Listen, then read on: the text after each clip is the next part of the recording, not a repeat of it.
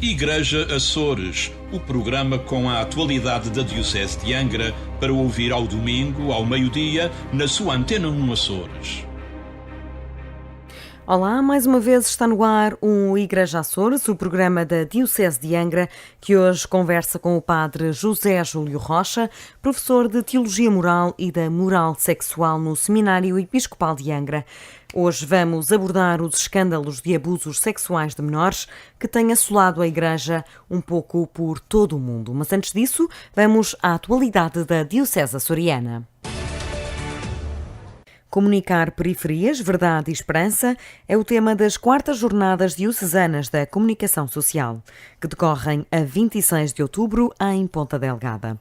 O programa já está definido, como adiantou o cônego Ricardo Henriques, diretor do Serviço Diocesano da Pastoral das Comunicações Sociais da Igreja. Em primeiro lugar, da sessão de abertura, presidida pelo Sr. Bispo, dirá uma palavra introdutória. Depois teremos uma primeira conferência pelas 10h15 com o professor Iago da La Serva, que é professor da Pontificia Università della Santa Croce, em Roma. Haverá a seguir depois um debate, após o que, havendo um pequenino intervalo, haverá uma mesa redonda sobre a temática a formação e o treino dos jornalistas nos médios de inspiração cristã. Nesta mesa redonda intervirão o Pedro Gil, do Gabinete de Comunicação, prelatura da Opus Dei em Portugal, o Padre Paulo Terroso, do Gabinete de Comunicação da Arquidiocese de Braga, Eduardo Sintra Torres, da Universidade Católica, professor Paulo Menezes, da Universidade dos Açores. Esta mesa redonda será moderada pelo presidente do Instituto Católico de Cultura, o cônego José Medeiros Constâncio. À tarde, os trabalhos retomam às 15 horas com uma mesa redonda sob o tema Ser voz dos que não têm voz, um jornalismo acima dos interesses pessoais e corporativos. Nesta mesa redonda irão intervir Rui Goulart, da RTP Açores, Paula Gouveia, do Açoriano Oriental, Rui Caria, da SIC e Luísa Couto, da TVI. Moderará Olivéria Santos. Depois, após o debate e um pequenino intervalo, haverá testemunhos, pequenos vídeos feitos com jornalistas que trabalharam em médias jornalistas e de informação religiosa. Trabalharam essa informação religiosa em médias de caráter generalista.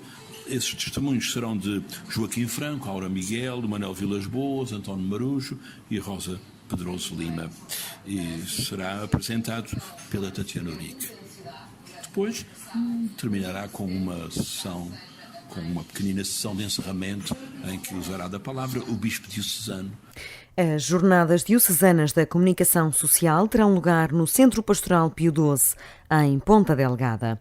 As inscrições já estão abertas e os interessados podem formalizá-las em www.igrejaacores.pt.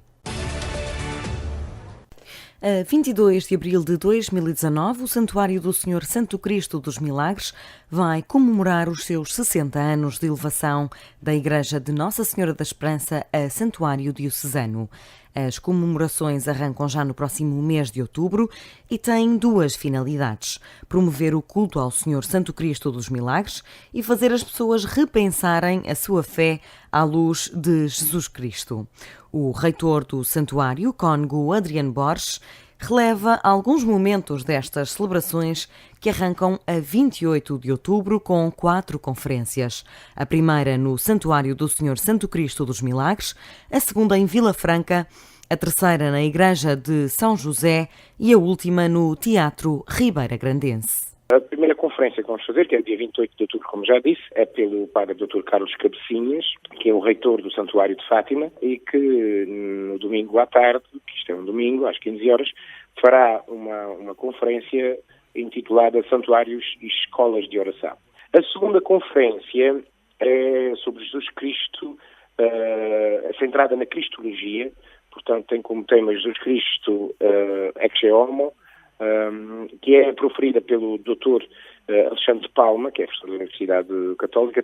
A 19 de março do próximo ano temos o Dr. José da Silva Lima, que é também um sacerdote da Diocese de Coimbra, um homem que passou por uma experiência a nível pessoal, de saúde, praticamente em estado de coma, e que teve durante muito tempo e que depois recuperou, e então faz-nos uma conferência sobre o santuário e a arte de cuidar.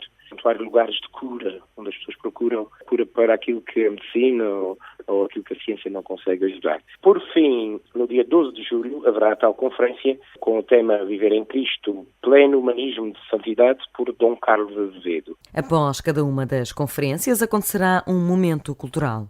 Esta última conferência encerrará também um colóquio a 9, 10 e 11 de julho sob o tema do culto ao Santo Cristo e ao Espírito Santo no povo açoriano. Que é, na realidade, uma forma de nós debruçarmos sobre a religiosidade popular do nosso povo açoriano, e sobretudo nessas duas vertentes que creio que serem as mais abrangentes da região. Em primeiro lugar, o Espírito Santo, que não há dúvida, porque existe em todas as freguesias e todas as ilhas, e também o Santo Cristo, que, na realidade, desde as Flores, São Jorge, Graciosa, Praia da Vitória, Ilha Terceira, Santa Maria, São Miguel, Faial, Pico também, quase todas as ilhas, ou praticamente todas, o Corvo acho que não, tem uma ligação, uma igreja, um lugar dedicado ao Senhor Santo Cristo dos Milagres. Portanto, também acaba por ser bastante abrangente.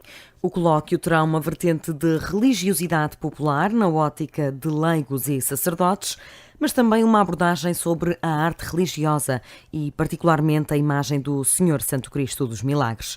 O dia de elevação a santuário, 22 de abril, e a segunda-feira após a Páscoa, será assinalado com uma celebração eucarística. Nos próximos dias 9 e 10 de outubro, o Centro Pastoral Pio XII acolhe as celebrações do Dia Mundial da Saúde Mental, que assentam num workshop e num seminário sob tema Jovens e Saúde Mental no Mundo em Mudança. Vitória Furtado, do Serviço Diocesano da Pastoral Social, explica o porquê deste tema. Porque, de facto, a adolescência e os primeiros anos da vida adulta representam uma fase da vida em que muitas mudanças acontecem, como, por exemplo, mudar de escola, deixar a sua casa, iniciar a universidade, um emprego, portanto, dependendo da condição de vida de cada jovem. E esses podem representar períodos de tensão e de dificuldade e, em alguns casos, se esses sentimentos não forem reconhecidos e geridos, podem levar à doença mental. E, portanto, este ano é o tema em destaque e no dia 9 de outubro haverá um workshop que será dinamizado por um psiquiatra e representante do movimento da psiquiatria crítica em Espanha, o Dr. Alberto Ortiz Lobo, e o workshop terá o título de Prevenção Quaternária, Saúde Mental, Indicações de Não Intervenção.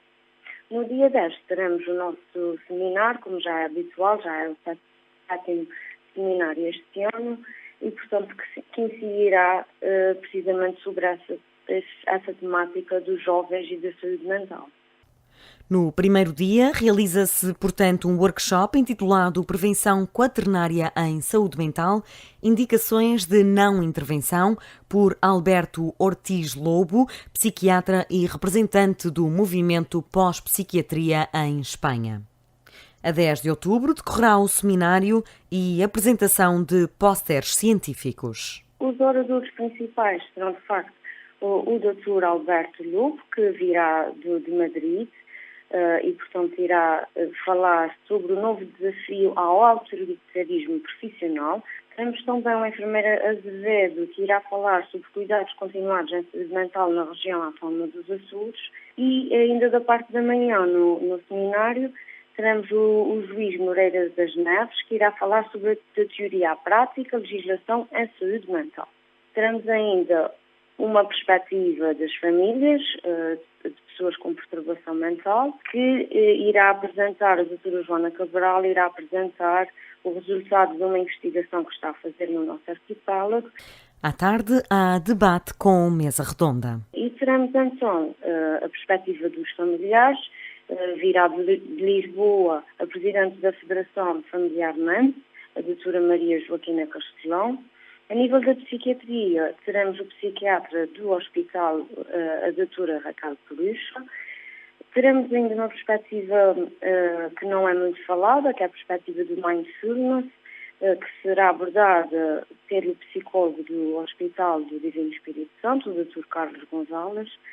Na área das dependências, que é outra preocupação a nível mundial com os jovens, teremos a Diretora Regional da Prevenção e Combate às Dependências, a doutora José de Frias.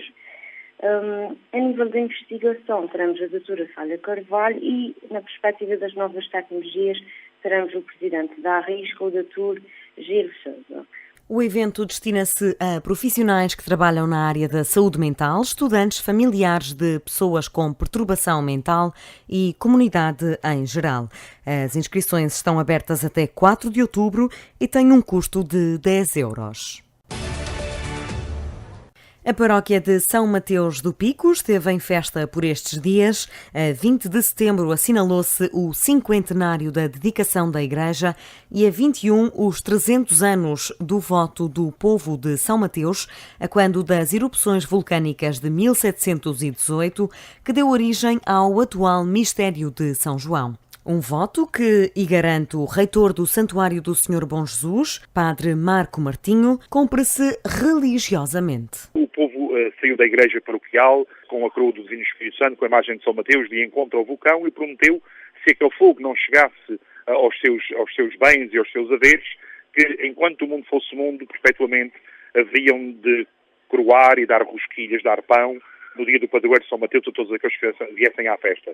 300 anos depois, este voto continua a ser cumprido religiosamente, é um voto popular do povo de São Mateus, hoje já englobando São Caetano e Terra do Pão, na altura era a mesma freguesia, e continua 300 anos depois a cumprir este voto dos seus antepassados. O ponto alto é o dia do padroeiro, 21 de setembro, que este ano contou com a presença do bispo Dom João Lavrador. Tivemos o novenário de preparação a partir do dia 12, saímos da igreja paroquial com a coroa do Espírito Santo sobre o pau levada pelo Sr. Bispo, com o andor com a imagem primitiva de São Mateus, uma pequena imagem que há 300 anos servia como padroeiro e que ainda guardamos aqui religiosamente e que saiu nessa procissão, e fomos de encontro, como fizeram os nossos antepassados, ao extremo da freguesia, num alto onde estavam o vulcão, e aí inaugurámos um monumento, um memorial, podemos dizer assim, um memorial feito por um artista, um jovem artista-pintor aqui natural da freguesia, que fixou o seu ateliê em Lisboa, o Gabriel Garcia,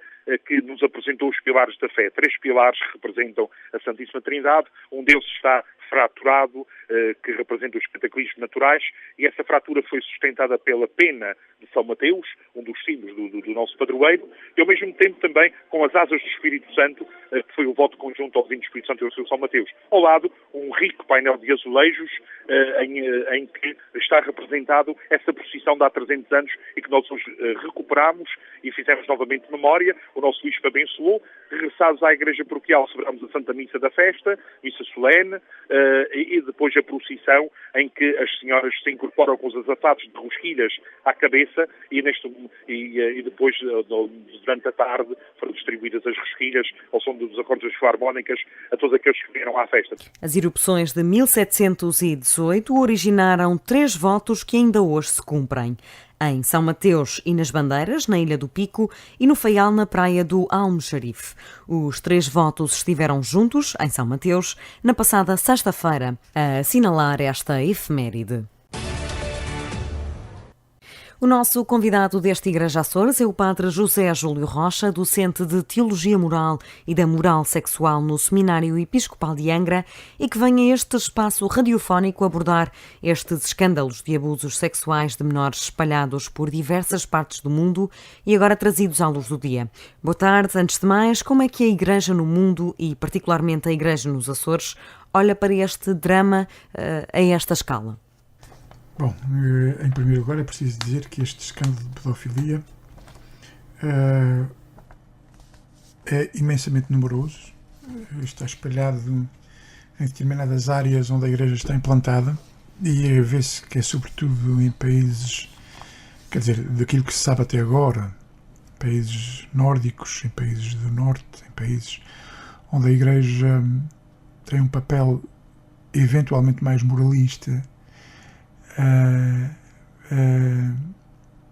onde a Igreja está eventualmente também menos implantada, à exceção da Irlanda, e que não deixa de ser um crime hediondo, a pedofilia, que não é exclusivo da Igreja, nem especialmente da Igreja, mas a Igreja é uma instituição e, portanto, é justo que a instituição tenha que repensar toda a sua forma de lidar com esta questão. Em primeiro lugar, são milhares de crianças que foram atingidas por gente, clérigos, neste caso, que deviam ter o papel de as proteger, de as educar na fé e de as levar a um caminho que é o caminho de perfeição e de santidade.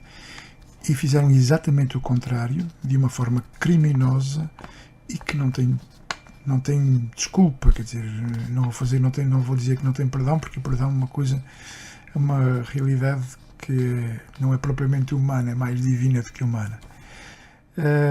Portanto, é um escândalo único na história da Igreja, que, para além do crime e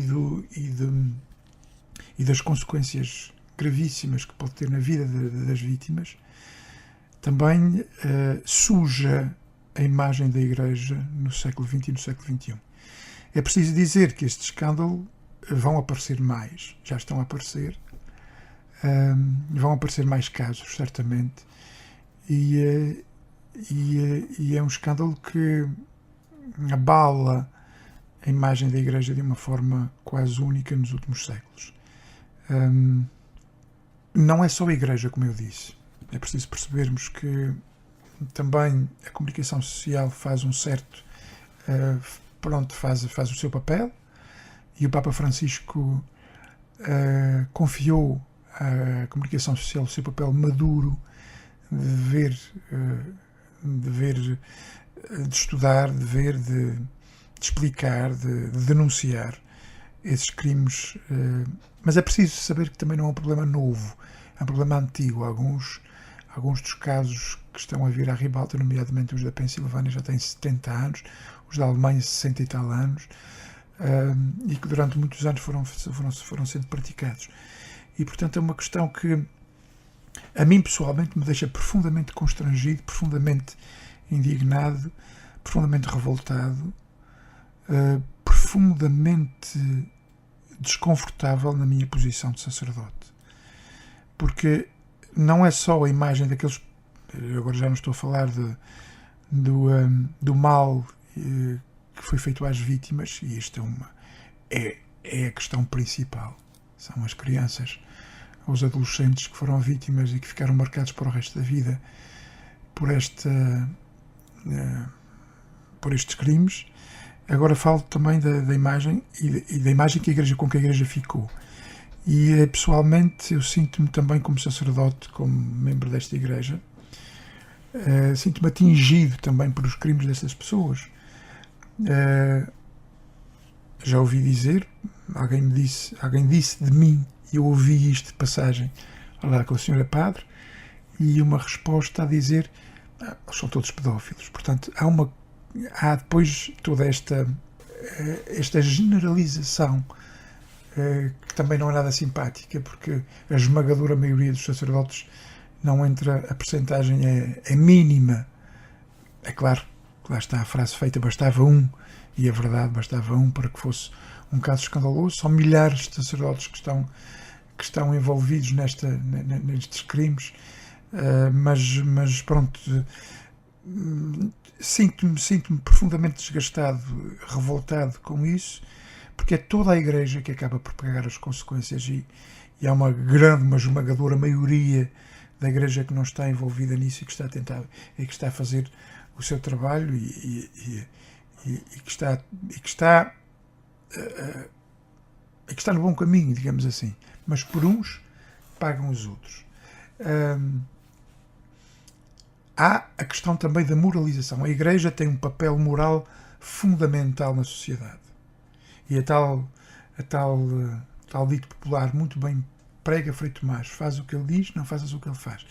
E a respeito da sexualidade, a Igreja teve sempre um papel moralizador, justo, muitas vezes exagerado, e quando se fala, por exemplo, numa ética de puritanismo da sexualidade, ou de uma vivência da sexualidade no matrimónio, entre homem e mulher, com a intenção primária de ter filhos.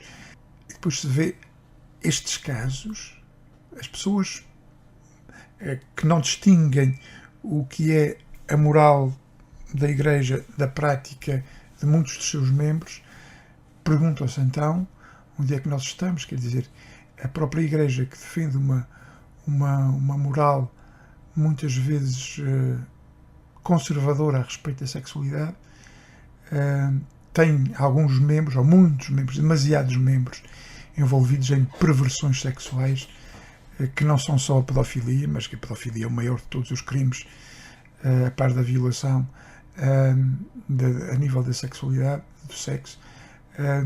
Que Igreja é esta? É o que as pessoas se perguntam. E em alguns espaços, em alguns lugares como a Irlanda, na Austrália, na Alemanha, nos Estados Unidos, a questão é muito mais séria do que nos países latinos, certamente onde a Igreja também está mais implantada. Portugal, Espanha, França, Itália, etc. São países onde menos se vêem esses casos. Não quer dizer que não os haja, ou que não venham a ser descobertos, mas não deixa de ser uma questão realmente escandalosa, e o Papa Francisco está no bom caminho. O Papa Bento XVI iniciou o processo de tolerância zero a respeito da pedofilia. O Papa Francisco deu um impulso brutal, digamos assim, abriu as portas para que seja tudo limpo. E o que está a aparecer agora é o resultado deste processo. O que está a aparecer e o que vai aparecer. Eu até já tenho medo de dizer o que vai aparecer, porque vai descredibilizando cada vez mais a mensagem da Igreja. E é preciso que essa gente, para além de ser civilmente criminalizada e ir à justiça civil, também tenha a consciência do mal que fez a Igreja e a sua mensagem. Acredita que estes danos são irreversíveis, ou é possível, daqui a muitos anos, que as comunidades voltem a confiar e voltem a confiar na Igreja? A remissão é sempre possível e eu acredito que sim. Assim que limparmos tudo isso, porque é de limpar que estamos a falar, e limpar é mesmo entregar à justiça civil e a justiça canónica também ser bastante clara e bastante séria. É preciso também não esconder estes casos, nem os desculpar, nem os justificar. E é preciso termos a consciência de que, após uma limpeza dessas, quer dizer, para as pessoas abandonarem a Igreja ou deixarem de acreditar nela é muito fácil. Fazê-las voltar é muito mais difícil. Mas acredito que seja possível, que sejam passos lentos, que a Igreja, depois desta tragédia e da purificação que é preciso fazer, que a Igreja seja capaz de ter uma mensagem clara que passa também pela revisão das suas teorias, da sua mensagem sobre a sexualidade humana. A Igreja, eu insisto nisso já há vários anos, a Igreja precisa rever toda a sua linguagem sobre a sexualidade. Depois de Freud, a sexualidade humana é outra coisa do que era antes de Freud. A Igreja continua com uma mensagem sobre a sexualidade, com uma visão sobre a sexualidade e uma consequente mensagem que não tem a ver, que não tem em conta todos os aspectos da sexualidade humana, que envolve toda a pessoa, psicológicos, sociais, emocionais, vitais da pessoa humana, e não apenas reprodutivos. E a Igreja tem que rever, e o Papa penso que está no bom sentido. O Papa Francisco já percebeu, e toda a gente já percebeu, que as desculpas não são suficientes. Pedir desculpas, eu pedir perdão, não é suficiente. É preciso fazer alguma coisa. E este encontro com todos os membros das conferências episcopais, com todos os presidentes das conferências episcopais do mundo inteiro, tem uma dimensão jurídica que não tem a importância de um sínodo nem do concílio, mas tem uma importância muito grande no sentido de se tomarem medidas para rever, por exemplo, a questão do celibato. Eu acredito que o celibato em si não obrigatório, não tem relação direta com a pedofilia, porque a pedofilia é uma questão de um distúrbio também emocional e sexual das pessoas. Agora, há uma relação indireta, tem a ver com a solidão que o celibato muitas vezes desperta se não for bem vivido, e há muitas circunstâncias. A vida de um sacerdote dura 50, 60, 70 anos como padre, às vezes, e há muitos momentos de solidão e de uma certa fragilidade emocional que o celibato em si traz. O celibato em si é uma riqueza se for vivido como um expandir da sexualidade, ou da afetividade, eu diria assim, humana, para os outros, para dar aos outros. E enquanto se vive isto, o celibato é belo, mas nem sempre o celibato é belo. E há pessoas que têm distúrbios emocionais que depois se revelam porque o celibato não está a ser bem vivido. E isto é o celibato indiretamente pode ter a ver com isso. Se a pessoa tem esses distúrbios, não os consegue controlar em alguma circunstância da sua vida. Agora, é preciso também percebermos que não vale a pena atacar o Papa por causa disso. O Papa é a pessoa mais responsável pela denúncia destes casos. Referi há pouco que, por exemplo, o Papa Bento XVI abriu as portas para esta temática. Para a tolerância zero. Mas não saiu muito bem na fotografia. Se calhar não lidou com a situação de uma forma tão aberta. Se calhar quis proteger um bocadinho mais a Igreja. Só o Papa Francisco é que conseguiria lidar com isto de uma forma uma pessoa tão querida pelo mundo todo, cristãos sim. Ou não cristãos.